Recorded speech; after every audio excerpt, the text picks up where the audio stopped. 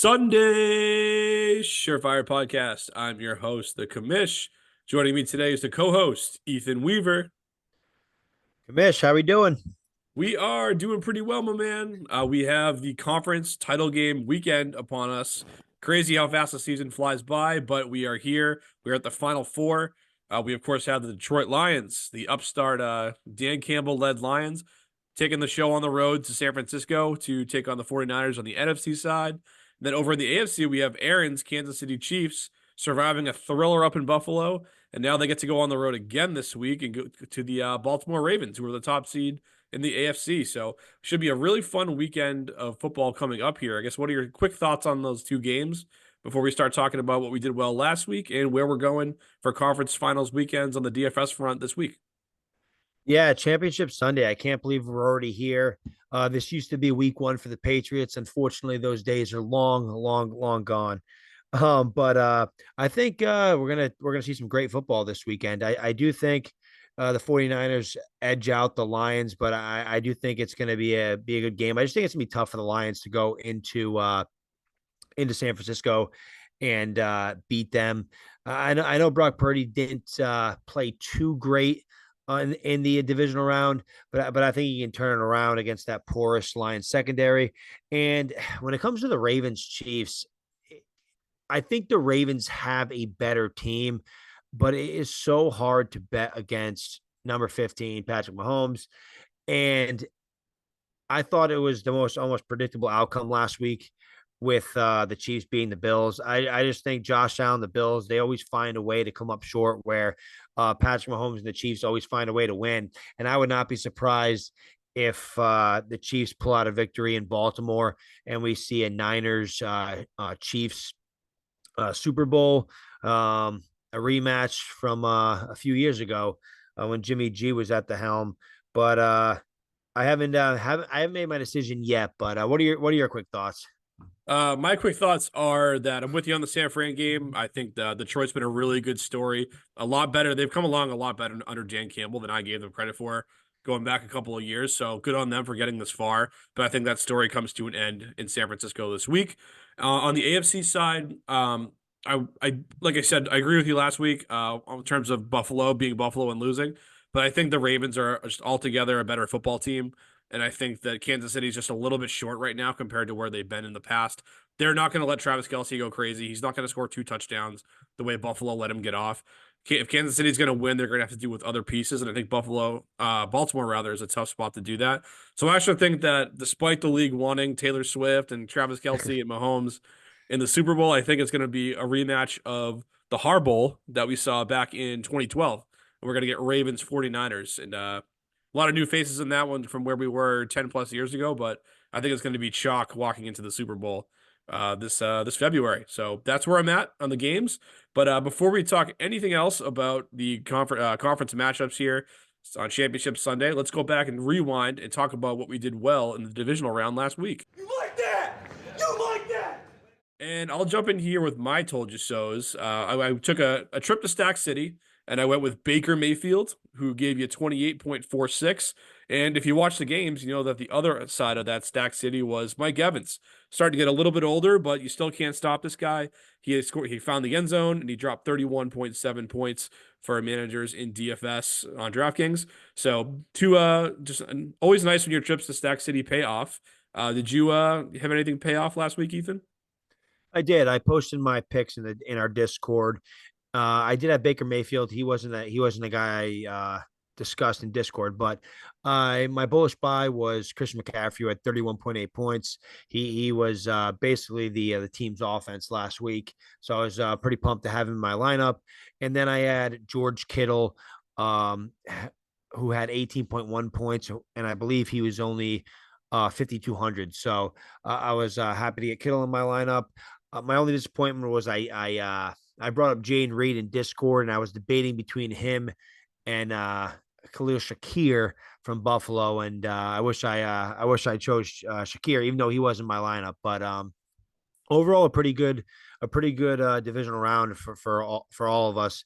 Aaron took the friendly matchup. He ended up scoring 147 points, and and I trailed him slightly with 140, and then you brought out the caboose with 134. But all of us were over 130. We all had a pretty good week, but that's the I told you so's for the divisional round. Yep, Aaron got the win, and in the words of Ricky Bobby, if you ain't first, you're last. So good for Aaron. Not here tonight, but or he can't be here to take a full victory lap, but got that win. Good for him. But we're both coming for him this week. So let's dive right into it. Let's go to our bullish buy segment where we talk about the guys that are the high profile players that we know, the studs that are expensive to get into your lineup. And I'm just going to start with Amon-Ra St. Brown, $7,900, obviously playing at San Francisco this week. So St. Brown, man, just been on an absolute heater. The guy is just dripping with 20-point games recently.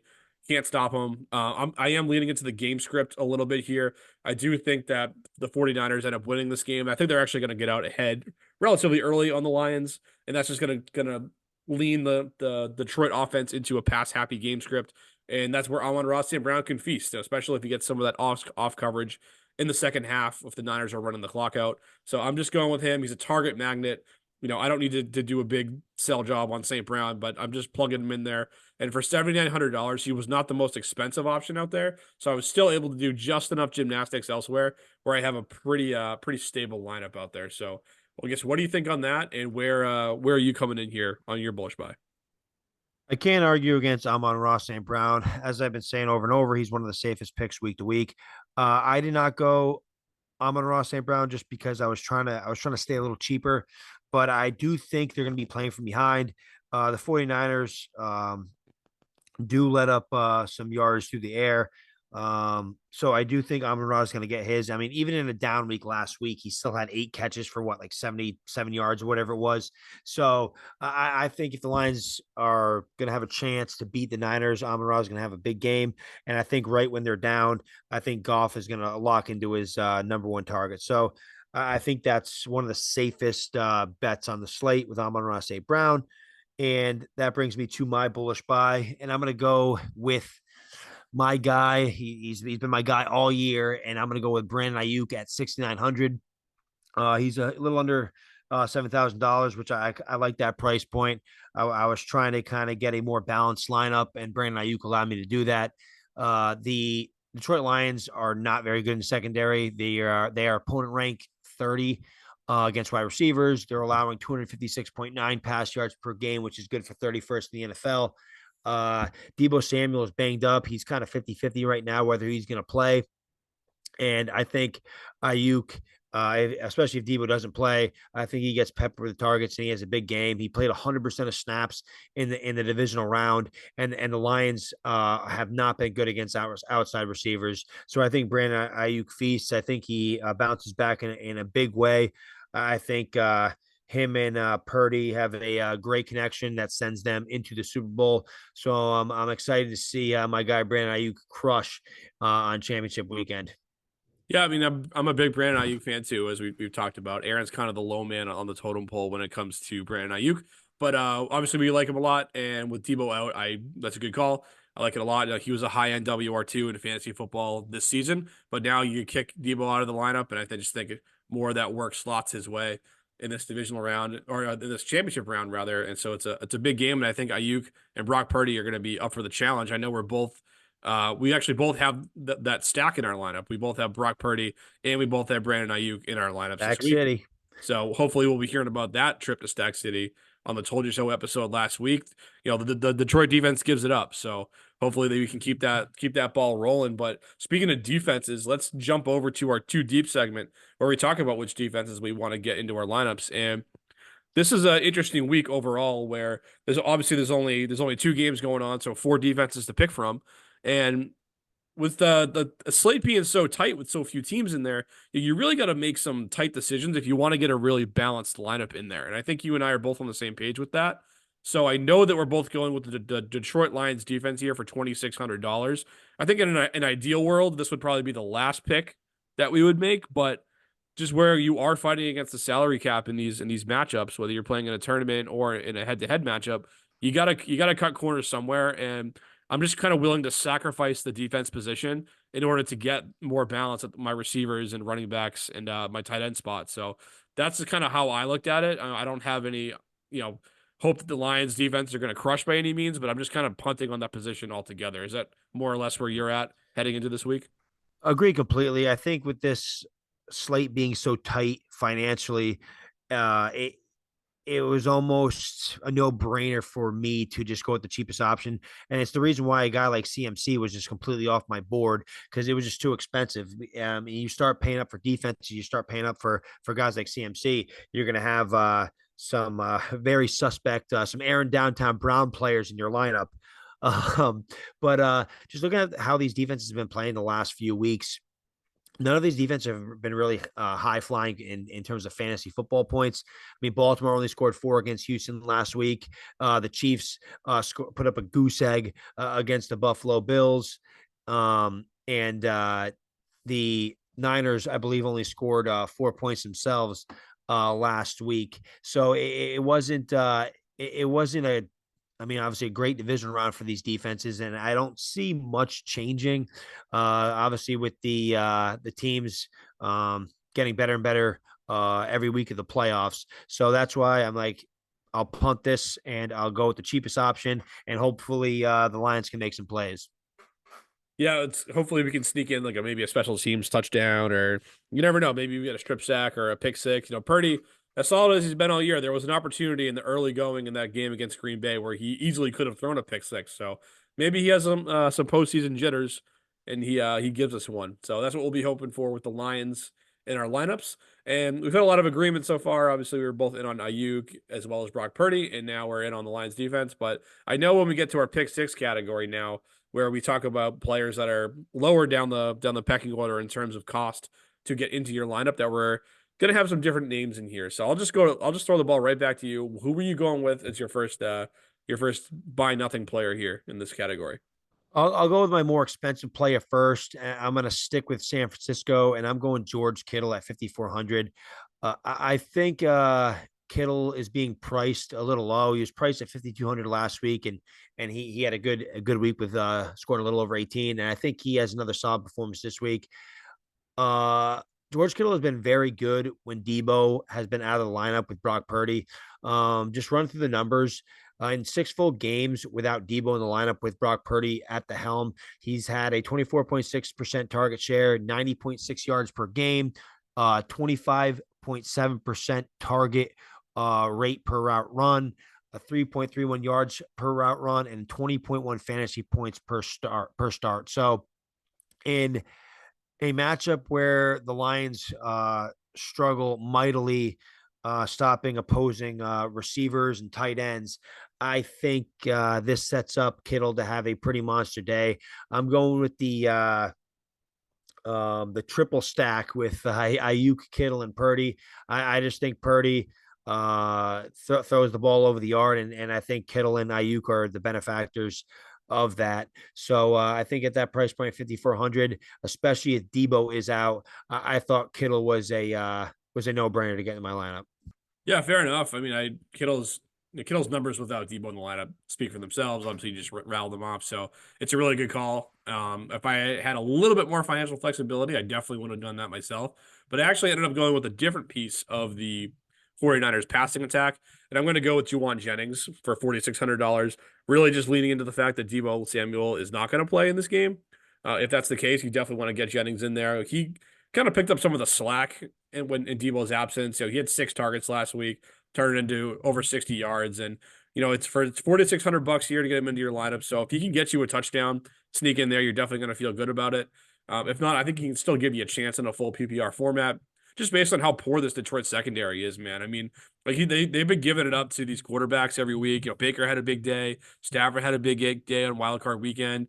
Obviously the receivers have been crushing, been the benefactors of that. So I think if Jennings slides into that number 2 wide receiver role, that he can have a big day too, especially with a lot of Detroit's attention going to the likes of Brandon Ayuk and George Kittle. So I'm pretty all in on the Niners here, just kind of crushing out of the gate. But that's what I got for my first one. So I'll just go to my second one here, and you can kind of react to both of them. I'm finally going to go to the other game, the Baltimore and Kansas City game. I'm going to go to the tight end position, $4,300 for Isaiah Likely. This one is banking on the fact that Mark Andrews is not going to be out there, which seems a little bit more 50-50-ish. But even if he is out there, who knows what kind of shape he's in? He hasn't played in a couple months at this point, so I really like what I've seen out of Isaiah Likely in recent weeks. I know we were together over the weekend and he hit the end zone for one of our bets to cash and we high-fived over that. So that was good. I just think he can kind of keep it going this week and a game that is probably going to be relatively high scoring. So Lamar can't do it all with his legs like he did last week. I think they're going to have to rely more on the pass catchers going forward too. So I think Likely is going to be a guy that benefits from that. So those are my two picks: Juwan Jennings for 4,600, Isaiah Likely for 4,300. Where are you at on either of those guys? I like both those picks. Jennings, not to keep harping on it, I think that's a good call just for the simple fact that he would be the number 2 receiver if Debo was out, and the Lions can't stop anybody. So he has a good a shot as anybody to pop off. So definitely like that, getting a guy cheap in a high scoring matchup. I believe the over under in that game is 51. So getting any piece of that offense, especially the potential wide receiver 2 for that kind of price point, I think is good strategy. Then Isaiah Likely, the guy scored 4 touchdowns in the last 3 games played. So Lamar's clearly looking at him in the red zone. He's been a big play threat. And if Andrews doesn't play, Isaiah Likely honestly is one of the more, I guess, reliable pass catchers fantasy wise. He didn't get a ton of catches obviously last week or even the last few weeks actually, but he's just been finding the end zone. So that's at those lower price points. If you can find guys that hit pay dirt, you're going to do pretty well. So that brings me to my final pick 6, and I'm going to go Josh Reynolds. I'm going to stick with that Lions Niners game, and Josh Reynolds has had a pretty decent playoffs. He's had a pretty decent season for the Detroit Lions. The Niners have allowed the 9th most receiving yards to slot receivers in the NFL this season, and that's where Reynolds runs the majority of his routes. So I think he's going to have a lot of opportunity there in a game where I think they're going to be playing from behind. Reynolds has the 3rd most targets for the Lions through the first 2 postseason games, totaling 10 targets. He had 5 for 80 in the wild card round, and then scored a touchdown against the Bucks. Reynolds played 86% of the snaps in the wild card round and 78% in the divisional round, compared to Williams, who only played 70% and 58%. So Reynolds has been the clear number 2 in this offense. I think they're going to be down, and Josh Reynolds at a price point of 4,000 with an over under 51 in the game. I think he has a good a shot as any to go off. So I thought at that cheap price point, I thought it was a good pick to get into my lineup. Totally agree. It's a good one. I considered it myself, couldn't make it happen, but that's good to know that he's been up there in the target category the last couple of weeks, and he's had a quiet little career resurgence here with Detroit. You know, he's certainly not a household name by any means, but he's a guy that you can plug into there. You can plug into your lineup this year, and he gives you a shot. So, and what I think is going to be a positive game script for the pass catchers of Detroit, not necessarily the team itself, but for the guys catching the rock in the second half, I think he's a guy that you could sneaky go off here. Maybe he's a good little tournament play if you really need to just reach for some upside at a cheap price point. I think he's your guy. So yeah, that'll wrap up our pick 6 category. And as always, we close this thing out with hot takes. This is why I'm hot. This is why I'm hot. This is why I'm hot. And I'll jump out of the gate here and give you mine. You know, Aaron Downtown Brown is our hot take artist. He can't be here, so I'll do my best to hit leadoff in this category. But I'm going to go to this Niners game. I'm going to go with Brock Purdy, keeping the theme going of quarterbacks going off against the Lions secondary. I'm going to say he goes for 300 plus passing yards. He goes for 3 plus passing touchdowns. And I'm going to go a little further here. The spread opened up at around 7 points in the San Fran game. I'm going to tell you to tease it up. I'm going to tell you that they win by at least 10 points. Ooh. So tease that spread up to San Fran minus 9.5. They're going to win by double digits. So smack that in there with Purdy plus 300 yards passing, 3 plus TDs passing as well. And I think you're going to make a little bit of money on a parlay this weekend, Ethan. I don't know. What do you think? Hey, I hope I win some money in some parlays, but yeah, according to your hot take, it doesn't look like Dan Campbell and the Lions they can't bite enough kneecaps to stay in this game. Not even close. I hope the game is close, just obviously just for viewership wise. But no, I could definitely see the Niners running away with this one, just for the simple fact that the Lions are a good football team, but when things go south and they're not on schedule, it can go south. It can go south pretty quick for them. So we'll see what Lions team shows up. But I'm gonna piggyback off yours with Brock Purdy going off, and I think Brock Purdy is gonna go off, and that's because George Kittle and Brandon Ayuk are both gonna go over the century mark. So just a massive day for the 49ers quarterback and number 1 and 2 targets. So it looks like it's going to be a very solid day for the 49ers. Yeah, I'm thinking so. If we have anything to do with predicting the future, it's gonna be a good day to be out in San Fran when you're marching on to the Super Bowl. So that concludes our show here tonight. Make sure you're following us along everywhere on social media as well. We're on X at Sunday_Surefire. We are on Instagram at Sunday Surefire, Facebook Sunday Surefire as well. And make sure you're checking out our website too, SundaySurefire.com. All kinds of good stuff on there. The blog articles I've been writing have been coming in hot. And they'll also check out our merchandise here. We got our relatively new logo at this point, screen printed onto some t-shirts and sweatshirts, things like that. So check it all out. Part of the proceeds go back to supporting us as well. So anything you can do on that front will definitely be helpful. But until next time, folks, peace.